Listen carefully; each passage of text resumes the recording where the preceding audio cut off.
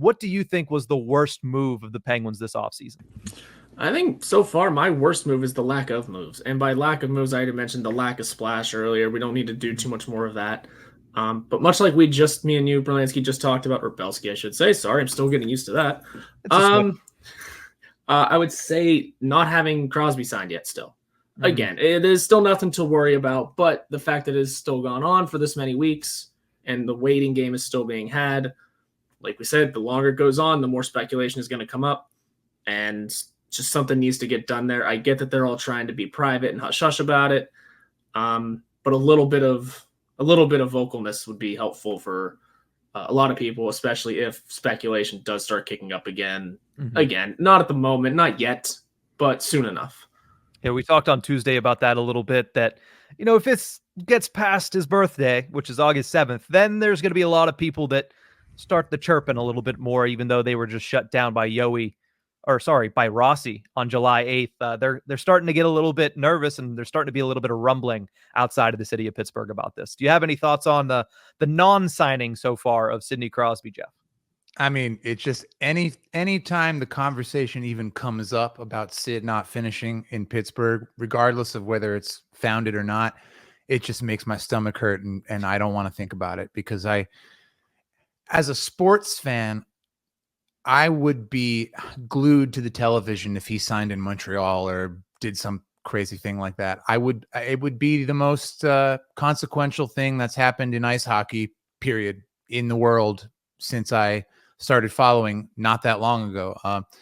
And all that is to say, I take cues from those who've been Penguins fans for longer than me. And I've been a Penguin fan since I started following hockey, but I can't replace somebody who's known it for 30 plus years. And it sounds to me from all the people that I've spoken to that it's just not going to happen. He's not going anywhere. Sid's staying here. He's going to follow in the footsteps of Yzerman and Lemieux and the very few players who've been nearly as great and have stayed in those hockey cities. So it's just a thing to talk about. It would be really cool and very Sid, from what I do know, that he would sign on 8/7/24. I would love that. I think it would be so in keeping with that superstitious side of our captain. The question that I have here, and I got to look it up because you just mentioned the date, and it's 8/7/24. If he signs a 3-year deal on his birthday, 8/7/24, would that mean he's going to sign for up to 24 seasons in the NHL? Because that could really bring this home. He's going into year 20. It'd be 21, 22, 23. No, it would be through 23. So that quickly put to a close, but it was close. It stuck in my head for a second. But no, it would certainly. Still a good thought. It would have been interesting if that would have lined up perfectly. Obviously, we know Sidney Crosby is as superstitious. Actually, that's underselling it. He is the most superstitious person that it has been logged in human history up to this point. He's still having the equipment staff repair that one set of Reebok pads or whatever. That is really something. Yeah. I mean, that is just for lack of a better term, that is the tip of the iceberg when it comes to Sidney Crosby. Man. But Jeff, you were very excited about your worst move. I'm going to actually put that on the back burner and let you close us out with this. My worst move, and I know that you might disagree with this because you mentioned Nedeljkovic already, was standing pat at goaltender, not just bring back Alex Nedeljkovic, because in a vacuum, I like that move. This is a guy that proved to you that he deserves an opportunity to get more opportunity going into this season. He deserves to be a 1B for your organization moving forward. What he was able to do down the tail end of last season was great for the Penguins. He gave him a shot. He gave him a chance, and he brought some excitement back into the city of Pittsburgh down the stretch. But again, you look at what those two were. Ned was a .900 goaltender. Jari was, once again, I'm just going to say, a failure at the end of last season, because for the third straight year or fourth straight year, really his entire career, once the All-Star break came and went, so too did him being good at hockey. The Penguins need those two to be their first half selves. Ned was 6-2-2 up until January with a .924 save percentage. Jari was 11-11-2, but he had a .916. They both fell off after that, and the defense wasn't good at the beginning, but it wasn't good at the end either. They just fell off. So who knows if Kyle Dubas tried to move Tristan Jari and there wasn't a market, But going into the season with Ned and Jari once again, with that as of right now seeming to be the plan, I think that was his worst move. I think he could have done a lot more, especially in an offseason where we saw a heck of a lot of movement in the goaltending market overall. Well, the good news for your listeners who need to be somewhere at some point is that that was my worst move also. Oh, there we go. We're just going to not bury the lead. And I just couldn't agree more. And I think it says something that both of us had that on our list as potentially the worst move. And it was like kind of a non-move. As pleased as I was to see Nedeljkovic come back, I think he's a very, very solid backup goaltender, or a 1B or whatever you want to call it. Look, we're in the bagel. We're in the eye of the bagel. Mm-hmm. And, Tristan Jarry, for me, for the Penguins, is not it, in my opinion. And that's not to say, because what happens when you say that to a really in the know, stat knowledgeable, league market knowledgeable hockey analyst or journalist, the first thing that you get thrown back at you is, but what else is out there? Who else did you think you were going to get? You want to get John Gibson? Well, he comes along with this issue and that. You weren't going to get Hellebuck when that ship sailed because of X, Y, and Z. Who is it that you, and the armchair GM in me and this doesn't really make a ton of sense at the NHL level, so forgive it in advance, please. Well, get rid of him for a song, see who will take him on, retain a little bit of salary, and get any old decent goaltender. Don't have a top level goaltender. Don't try to have, try, but if there's no one out there, just switch it up. If it's not working, fix it. If it ain't broke, don't fix it.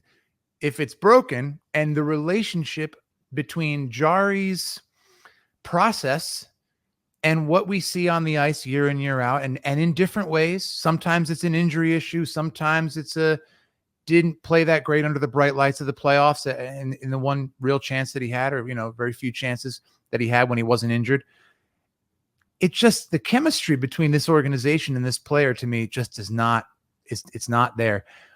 I remember in a microcosmic sense, the day that Kasperi Kapanen put on a St. Louis Blues kit, he scored a goal, and he kept scoring for them, at least in the short term. I didn't really keep super close track of Kapanen's progress with St. Louis, but the point is, we've seen it with Jared McCann.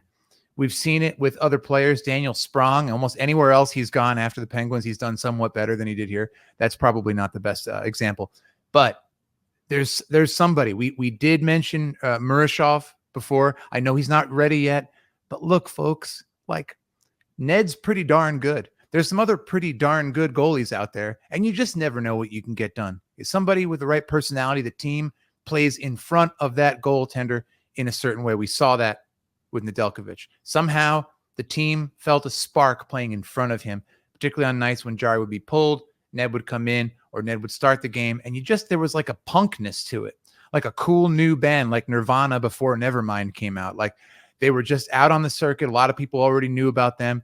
And if you were at those Bleach era shows, I mean, what's cooler than that? There was like a vibe, right? And it spurred on this thing, which did continue to be successful. I'm interested to see, number one, if Nedeljkovic's 24-25 series is Nevermind-ish.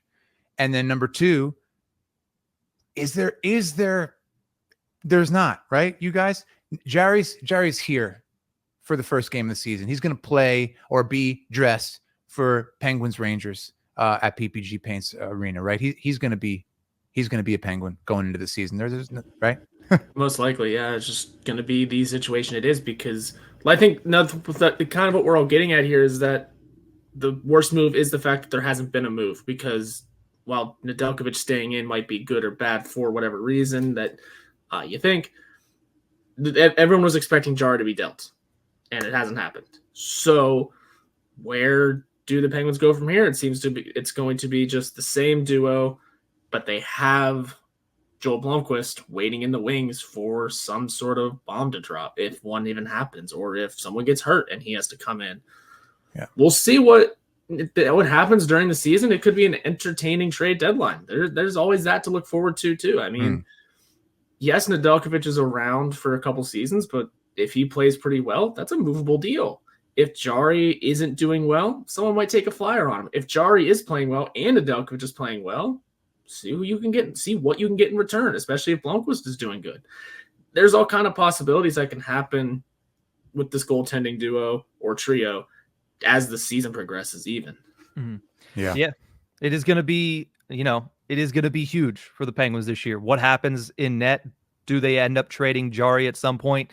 You just ran down all the possibilities there, Horwat. There is a lot that goes into this season for the Penguins in net, and I just expected there, especially whenever the trade went down, I just had the expectation that, knowing the way the goaltenders were about to be moved, it felt like that was move number one, and it was the start of a little bit of an avalanche, and it wasn't. In fact, it's been radio silence on the goaltending front since then for the Pittsburgh Penguins, while the rest of the league has continued to shapeshift when it comes to their net minding